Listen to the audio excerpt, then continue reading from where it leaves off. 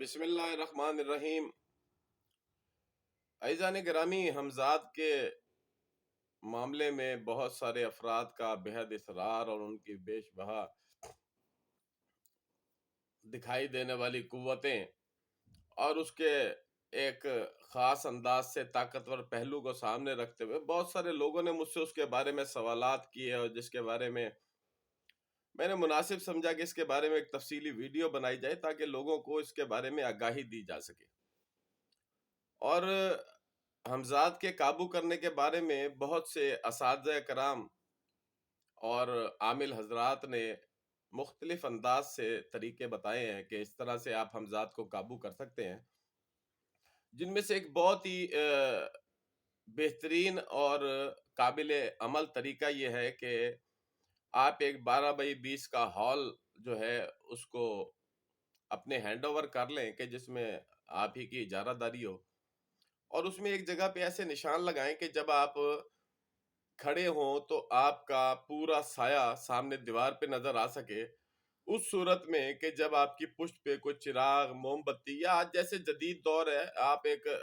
جیسے بائک میں جو بلب لگتا ہے وہ بھی اگر آپ کے پیچھے جل رہا ہوگا تو اس کا بھی یہی رزلٹ آئے گا۔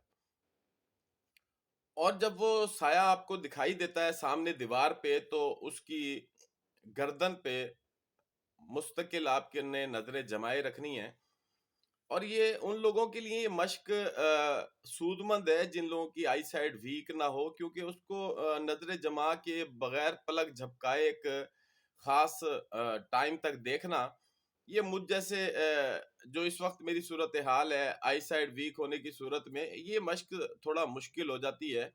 اور خاص کر کے جو ہماری آنکھوں میں خاص قسم کا دھندلا پن آ جاتا ہے اس کے باعث ہمیں وہ ریزلٹس بھی ممکن نہیں رہتے۔ میں نے یہ تقریباً 96-97 میں بھی اس کا میں نے یہ عمل کیا، لیکن میں نے جو طریقہ اختیار کیا، ایک تو اس میں آسمان کی طرف دیکھنا، چاند کی 2-3 تاریخ سے یہ عمل سٹارٹ ہوتا ہے، اور 21 دن کا یہ عمل ہوتا ہے جو کہ چاند کے ڈھلنے سے پہلے پہلے ختم ہو جاتا ہے۔ تو عزیزان محترم، یہ ایک بہترین عمل ہے، اور میں نے یہ نوٹس کیا ہے کہ یہ تو ٹھیک ہے کہ یہ حمزات کی حاضری کے لیے جہاں ایک بہت ہی بہترین عمل ہے، لیکن یہ آپ کے ارتکاز، یکسوئی اور آپ کی جو حواس خمسہ ہے اس کو اپ گریڈ کرنے کے لیے میں سمجھتا ہوں کہ یہ ایک بہترین عمل ہے۔ عام روٹین میں لوگ اس بات کو ادراک نہیں کر پاتے ہیں، کیونکہ ہم لوگوں کو جو دیکھنے کی عادت ہے وہ بالکل جو ہمیں سامنے چیز نظر آتی ہے، جیسے ایڈورٹائزمنٹ کمپنیاں جو ہیں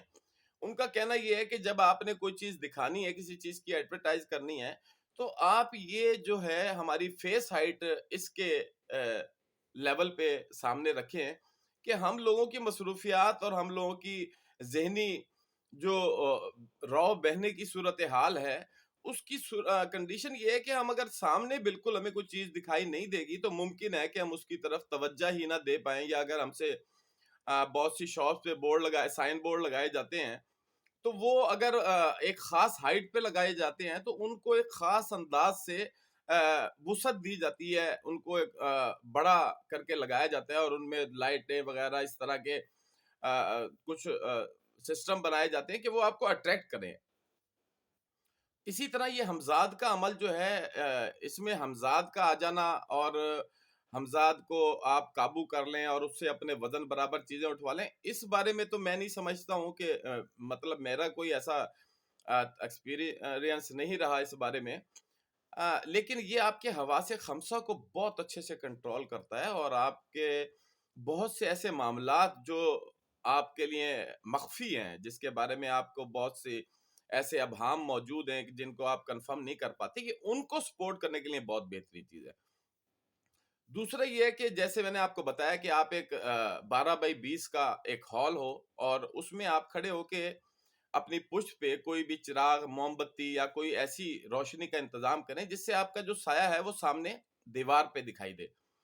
اور اس سائے کے دیوار میں پہ دکھائی دینے میں اگر وہ مکمل سایہ ہو تو یہ بہت ہی بہترین بات ہے۔ کچھ لوگ اسے بیٹھ کے اس عمل کو کرتے ہیں، لیکن میں نے دیکھا ہے کہ اس صورت میں جو اس سائے کی تحریک ہے، اس میں جو مطلب ہے جو اس کی موومنٹ ہوتی ہے سائے کی، اور جو اس کے آپ کے اعضاء کی جنبش ہے، وہ صحیح معنی میں آپ اسے کور نہیں کر پاتے ہیں، اور میرا خیال ہے کہ یہ کھڑے ہو کے کرنے کے لیے ایکسرسائز بہت بہترین ہے۔ دوسرا اس کا ایک سب سے بڑا فائدہ یہ ہوتا ہے کہ آپ کی سماعت جو ہے اس میں خاص قسم کی کا بتدریج اضافہ ہونا شروع ہو جاتا ہے۔ عام روٹین میں بہت مشکل ہوتا ہے ایسا کہ ہم اپنے روم میں بیٹھے ہیں بچوں کے ساتھ، تو ہمیں ٹی وی کی آواز آ رہی ہے، بچوں کی آواز آ رہی ہے، ہمارے کانوں میں اپنے موبائل فون کے بیل کی آواز آ رہی ہے، یہ ساری چیزیں ہم سن رہے ہیں۔ لیکن اس کے علاوہ بھی اگر آپ یہ سب چیزیں بالفرض کہ آپ کے بچے سو جاتے ہیں اور آپ کا ٹی وی بھی آف ہو گیا ہے، اور آپ بالکل خاموشی طاری ہو گئی ہے آپ کے روم میں، اس کے بعد آپ کو آواز آئے گی جیسے گلی سے کوئی بائک وغیرہ گزرنے کی آواز ہے، گاڑی گزرنے کی آواز ہے، یا ساتھ والوں کا کوئی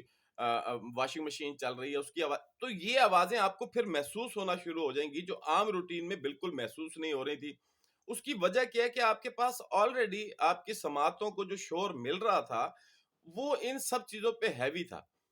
لیکن جب آپ یہ خاص قسم کی مشق کرتے ہیں اور اس کمرے میں تنہا ہونے کے باعث یہ بہت بہترین صورتحال ہوتی ہے کہ آپ کی سماعتیں جو ہیں ان کی کوالٹی میں بتدریج اضافہ ہوتا ہے، اور وہ اس لیے بھی ہوتا ہے کہ کیونکہ آپ اپنے ہی سائے پہ متوجہ ہوتے ہیں، اپنے ہی سائے کی طرف دیکھ رہے ہوتے ہیں، اور اس کے علاوہ کوئی آہٹیں آپ کے پاس موجود نہیں ہوتی۔ تو کیونکہ ہمارے اس دنیاوی معاملات کے علاوہ بھی بہت سی ایسی مخلوقات ہیں جو ہم سے کئی گنا زیادہ تعداد میں دنیا میں موجود ہیں، اور وہ رب متعال کی کارخانہ قدرت کا ایک بہت بڑے بڑے کرشمے ہیں ان میں، تو ان کو ہم پھر محسوس کرنا شروع کر دیتے ہیں۔ جتنے بھی روحانی عمل ہیں، جتنے بھی اس طرح کے عمل ہیں کہ جن میں آپ نے روحانیت کی طرف جانا ہے، یا کوئی بھی ایسا تجربہ آپ کرنا چاہتے ہیں کہ جس میں آپ اپنی روح کو ٹچ کرتے ہیں جو بظاہر دکھائی نہیں دیتی، تو اس کے لیے ضروری ہے کہ آپ کی سماعتوں کی وسعت میں خاص انداز سے اضافہ ہو چکا ہو۔ تو اسی طرح آپ اس حال میں جب بیٹھتے ہیں یا کھڑے ہو کے یہ مشق کرتے ہیں، اور اس کے لیے ایک اہم بات یہ ہے کہ جو آپ نے اپنی پشت پہ چراغ جلانا ہے، یا آپ نے موم بتی جلانی ہے، یا جو بھی کرنا ہے، میں نے یہ تجربہ کیا ہے کہ اگر وہ زمین پہ رکھ دیا جائے تو اس کے یا کسی سٹینڈ پہ رکھ دیا جائے، اس کی جو سیٹنگ ہے وہ ہی سب سے اہم کام ہے۔ عموماً ایسا ہوتا ہے کہ لوگ اس کو مطلب بعض اوقات بالکل پشت کے قریب رکھ لیتے ہیں۔ میں یہ سمجھتا ہوں کہ جب آپ اس عمل کو کرنے کے لیے قدم اٹھائیں تو آپ کا سایہ جو آپ کا قد ہے اسی کی مناسبت سے دکھائی دینا چاہیے،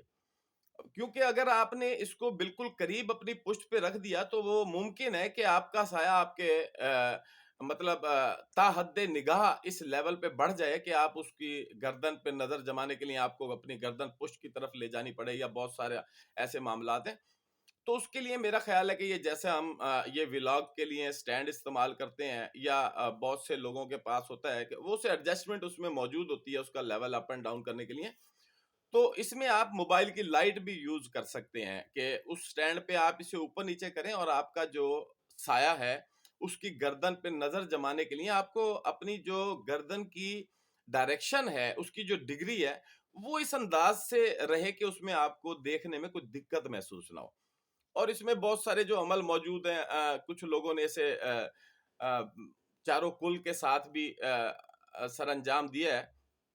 لیکن میں آپ کو بتاؤں کہ اس کی ایک بہت بڑی تعداد جو ہے وہ انڈیا میں رہنے والے ہندو مذہب سے تعلق رکھنے والے لوگوں کی ہاتھوں سے لکھی ہوئی بکس ہیں، کیونکہ ہمارا جو عارفین کا سلسلہ ہے، جو ہمارا اس رب متعال کی طرف توجہ دینے کا سلسلہ ہے، اس میں اس طاقت کا جو کانسیپٹ ہے، اس کے بارے میں جو خیالات ہیں وہ تھوڑے اس سے مختلف ہیں۔ ہمارے جو اس حوالے سے روحانی حوالے سے جو طاقت رکھنے والے با علم لوگ ہیں، وہ اس کے بارے میں یہ کہتے ہیں کہ جب ہم پیدا ہوتے ہیں تو ہمارے ساتھ ساتھ دونوں قوتوں کی برابری موجود ہوتی ہے، خیر و شر کی، اچھائی اور برائی کی۔ تو اگر تو آپ اس وقت سے ہی بالفرض کیا جب ہم اپنے والدین کے ہاتھوں میں ہوتے ہیں تو اس وقت ہی ہمارے جن گھروں میں ایسا ہوتا ہے کہ ان کے والدہ جو ہیں وہ بہت ایکٹیو ہوتی ہیں، بچے کو جیسے ہی اس کا پیمپر خراب ہوا فوراً بدل دیا، اور اس کو یا جگہ گیلی ہو گئی اس کو فوراً واش کر دیا، یا اس کو گود میں لے کے قرآن پاک پڑھنے کا سلسلہ رکھا، یا اس کے کان میں اس کے قریب بیٹھ کے قرآن، تو ان بچوں کی جو روحانی طاقتیں ہیں ان میں بیش بہا اضافہ ہو جاتا ہے. بظاہر یہ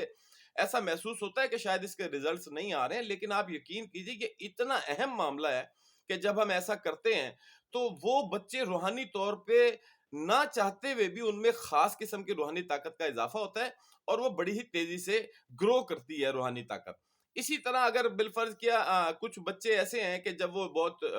کم عمر ہوتے ہیں، 1-2 دن کا بچہ ہے، اور اس کے بعد جو اس کا 1.5 سال کا پیریڈ ہے، اب وہ بچہ کسی ایسی روم میں موجود ہے جہاں ہر وقت سانگ چل رہے ہیں، ہر وقت جو ہے موویز دیکھ رہی ہیں، ان کی والدہ جو ہیں ان کو ان چیزوں کا شوق ہے، تو اسی طرح وہ نیگیٹو اثرات جو ہمیں روحانی معاملات سے دور کرتے ہیں وہ ہماری باڈی میں پوری طاقت سے سرایت کر جاتے ہیں. تو عزیزان گرامی، یہ بہت تفصیل میں ہم چلے جائیں گے کیونکہ یہ بڑی دقیق بحث ہے. اور ہمزاد جو ہے بیسیکلی یہ ایک فارسی زبان کا لفظ ہے، ہمزاد مطلب ہے ہم جیسا ایک اور انسان. تو میں نے اس سے یہ تو نہیں ہوا کیونکہ میں اس کی خود بھی بہت سی مشقیں کی ہیں، اور اس کا پنڈولم کا استعمال کرنا اور مسمیرزم کا استعمال کرنا، یہ میرے 92 سے لے کے اور 2006 تک میں نے اس پہ بہت زیادہ ایکسرسائز کی اس کے حوالے سے، اور اللہ کی مہربانی سے بہت اچھے ریزلٹس بھی لیے. تو جو لوگ یہ سمجھتے ہیں، میں یہ تو نہیں کہہ سکتا ہوں کہ ہمزاد کے لیے آپ نے جو ہے وہ آپ کو اگلے دن 27 دن میں 40 دن میں یا اس طرح سے میسر آ جائے گا، اور لیکن یہ درست ہے جو لوگ اس کی مشق کے خواہ ہوں وہ مجھ سے رابطہ کر سکتے ہیں. کوئی اتنے طویل و عریض عمل نہیں ہے، میں ان کو اس کے بارے میں بھی گائیڈ کر سکتا ہوں. لیکن بہرحال کوئی اس طرح کا بات میں آپ سے نہیں کہہ سکتا کیونکہ میرے ساتھ کبھی ایسا نہیں ہوا ہے کہ میں کوئی میرے وزن جتنی کوئی چیز لیا ہو یا جس کو میں پسند کروں اسے اٹھا کے لے آئے، ایسا میرے ساتھ کبھی نہیں ہوا. ہاں کچھ اور معاملات ایسے ہیں جو آپ کی روحانی طاقتوں میں اضافہ کرتے ہیں. تو عزیزان گرامی، انشاءاللہ امید ہے کہ اس کے بارے میں آپ کی بہت سی تشنگی دور ہو گئی ہوگی. اس کے علاوہ بھی بہت سے عمل کرنے کے طریقے ہیں ہمزاد کو قابو کرنے کے، اس کے نتائج بہت بہتر آتے ہیں، اس میں کوئی دو رائے نہیں ہے کیونکہ میں نے اسے خود اس پہ بہت ایکسرسائز کی ہے اور اس کے ریزلٹس بہت اچھے ہیں. لیکن جس طرح سے اس کے بارے میں قیاس آ رہی ہیں اور لوگوں کی گفتگو اور وہ جو بکس پہ لکھا ہوا ہوتا ہے کہ بس ایک ہی دن میں آپ کائنات تسخیر کر لیتے ہیں، ایسا میرا خیال ہے کہ میرے کوئی تجربے میں ابھی تک نہیں آیا ہے. اور انشاءاللہ ہم ایسے بہت سے موضوعات پہ آپ سے دوبارہ بات کریں گے. آج کے لیے اتنا ہی. اللہ حافظ.